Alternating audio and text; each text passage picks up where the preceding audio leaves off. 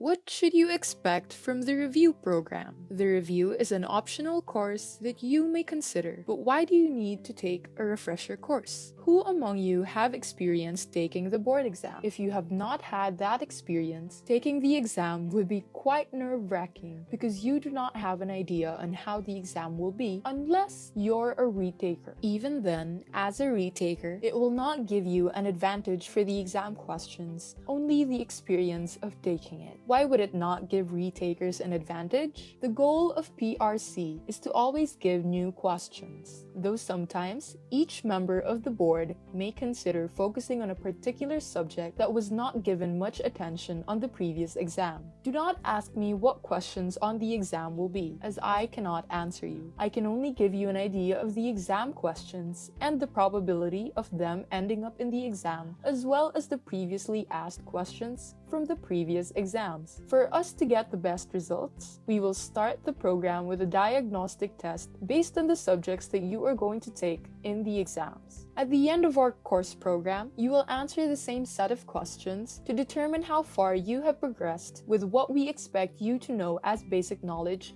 for a real estate broker. Board questions lean towards the content of what you have studied in your course, Bachelor of Science in Real Estate Management, which is the course you need to take in order to be qualified for the licensure exam. Here's the coverage of the examination that was released last year. The new copy for this year, 2020, will be out once the application for examination is open at the PRC website, supposedly starting April 30. Unfortunately, the world pandemic affected most of our activities, thus the scheduled PRC examinations were postponed. While we may have gotten the tentative date, which is on November 6, 2020, that is still unofficial. On the other hand, being early always brings good results, rather than being late. Cramming often creates the opposite consequences. In the past examinations, the coverage has been almost the same for the past 10 years. Our PRB-RES has a new set of members and may apply some changes. As of this time, there are no resolutions made yet to make the changes immediately effective. It is safe to say that we are still on track.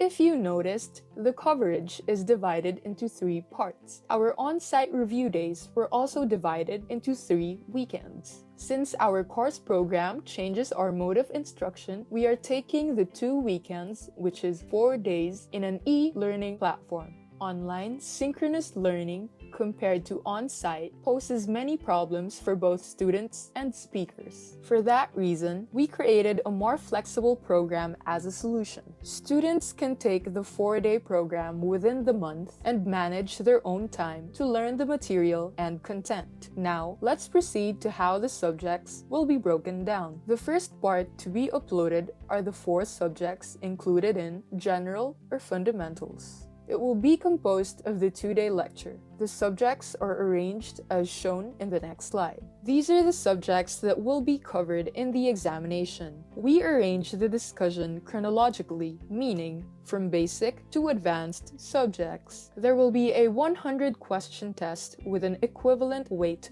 of 25% of your total exam score. The second part is made up of 4 subjects to be uploaded. These 4 subjects are included in Special and Technical Knowledge. The subjects are arranged as shown on the next slide. Again, we arrange the subjects in chronological order. Here are the 4 subjects covered for the second week. It is also equivalent to 25% of the exam. For our third and last weekend, we will take up the remaining 6 subjects, equivalent to 50% of the total coverage. This part is the most difficult based on the feedback from previous examinees. It is very logical that this part is the hardest because most of you have not been in the practice yet. It is easier to understand this part if you are already practicing the profession. Our speakers are active professional practitioners and not theory-based speakers. They are the best to impart their skills, knowledge, and experience. Here are the subjects to be covered for the last weekend. These 6 subjects are available on our e-learning platform.